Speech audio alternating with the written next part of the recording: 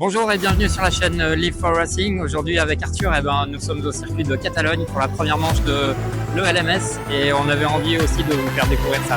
Allez, c'est parti!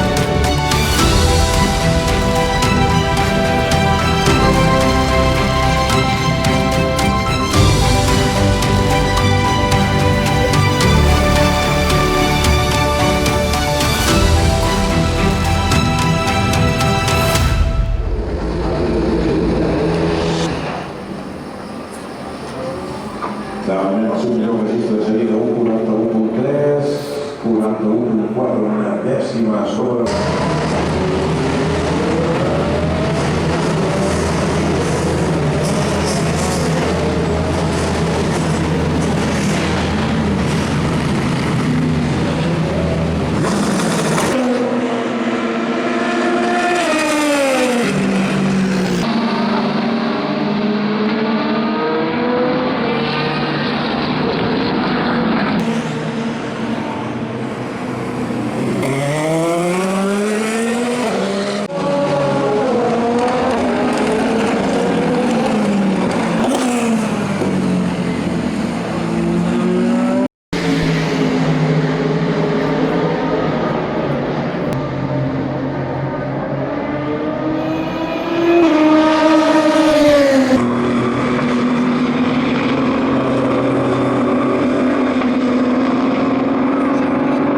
Ici, je me trouve entre les virages 12 et 13. Ce sont les deux derniers virages du circuit. Le virage 12, c'est celui qui est à ma gauche, là.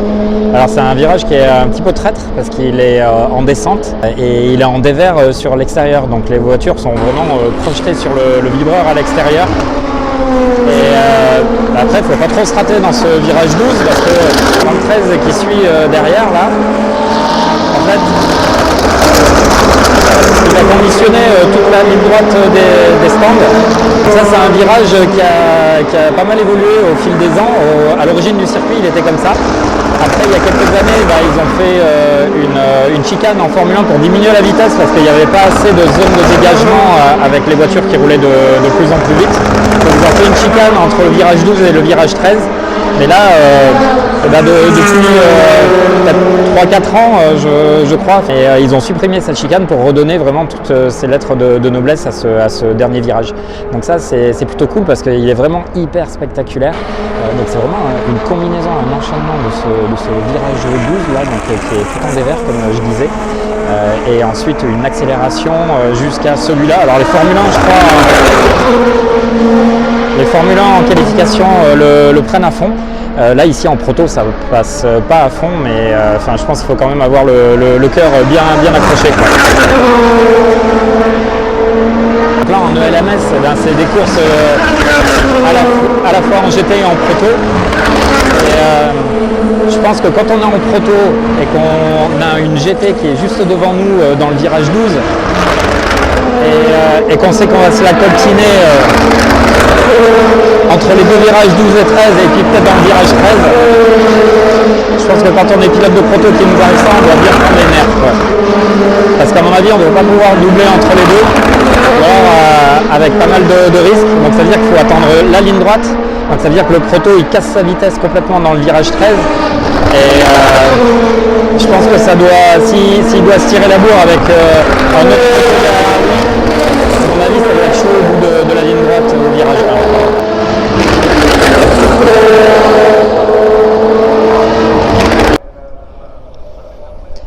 1. Alors ça c'est le petit appareil avec lequel je vous prépare quelques vidéos futures d'ASMR avec des beaux bruits de moteurs en perspective, que ce soit des Porsche, des LMP3, des LMP2, toutes les GT avec les Mercedes, les Aston, les Porsche, etc.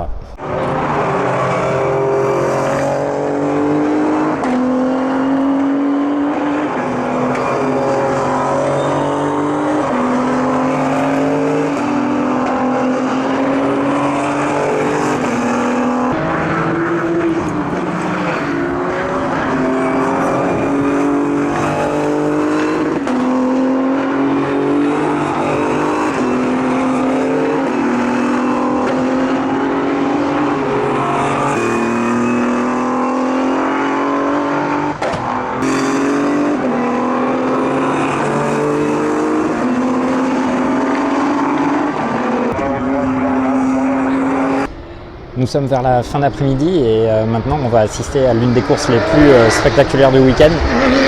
C'est la Porsche Carrera Cup. Les voitures sont en train de faire chauffer les pneus et de finir leur tour de chauffe. Elles vont s'installer en pré-grille qui est juste là.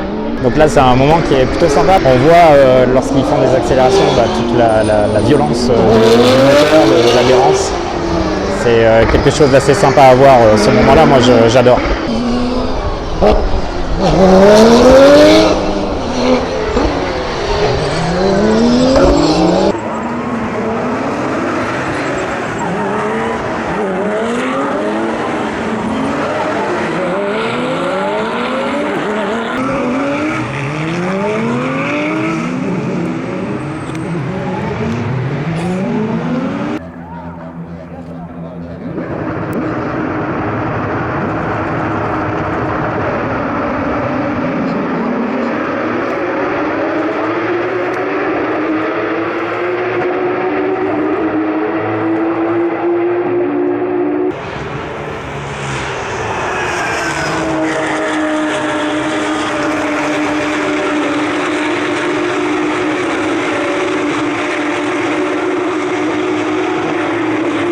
Ça fait quand même quelques années que je vois des courses de voitures et je suis assez sensibilisé sur les problèmes des track limits.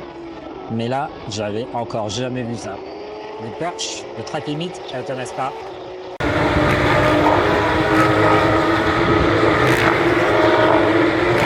Non mais vous avez vu ça, c'est quand même incroyable quoi. J'avais jamais vu, je savais même pas qu'il était possible de faire des track limits comme ça. Le pire c'est que je suis sûr qu'il y en a qui n'osent pas le faire et qui s'en privent et qui vont perdre un max de temps par rapport à ceux qui font ça quoi.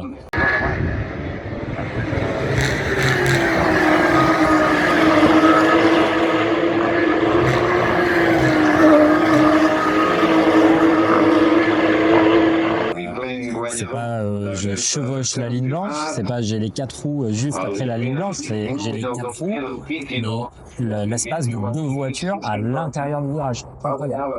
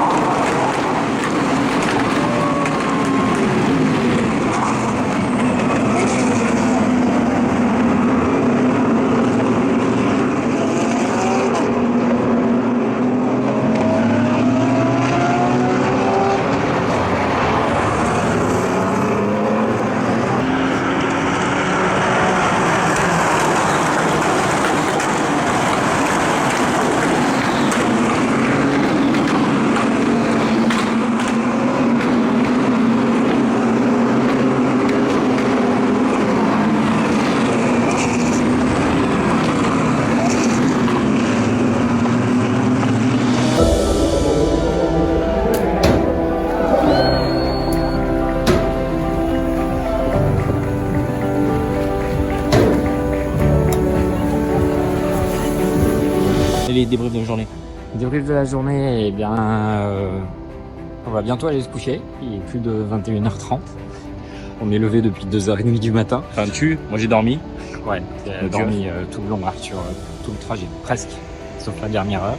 Eh ben, super journée, on a vu du beau spectacle. C'était course des Michelin Le Mans Cup de 2 heures, là, vraiment très animé, avec un départ chaud bouillant.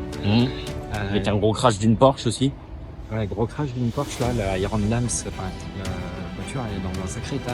J'espère que la pilote va bien. En tout cas, on n'a pas eu de nouvelles. Mais ouais, le crash assez impressionnant, quoi. Sinon, ouais, le truc de la journée, c'était quand même les track limites des Porsche. Ça, c'était quand même... Enfin, on se demande combien de secondes de pénalité il pourrait se prendre à cause de ça. Ouais, non, mais faudrait que, je sais pas, parce que les commissaires, en fait, je pense qu'ils ont vu que c'était incontrôlable, du coup, ils ont baissé les bras, ils ont dit, ouais, vous faites ce que vous voulez, quoi. Mais ouais, et le pire, c'est que pas toutes les Porsche ne coupaient. Donc on peut vraiment se demander ce que faisaient les autres, pourquoi ils le faisaient pas. Et après, petit clin d'œil à Adrien Cloménil de chez Cool Racing, qui a fait la pole. C'est pas Cloménil. C'est pas Cloménil, là. Là, c'est Klaus Minil. Non, il y a un S. Il y a un S dans le mot. Il y a un S. Là, tu dis, prends mon tel, on vérifie. Prends mon tel, non, prends ça. Cloménil. Non. On dit Cloménil, on dit pas Klaus Minil. Bah, si tu veux.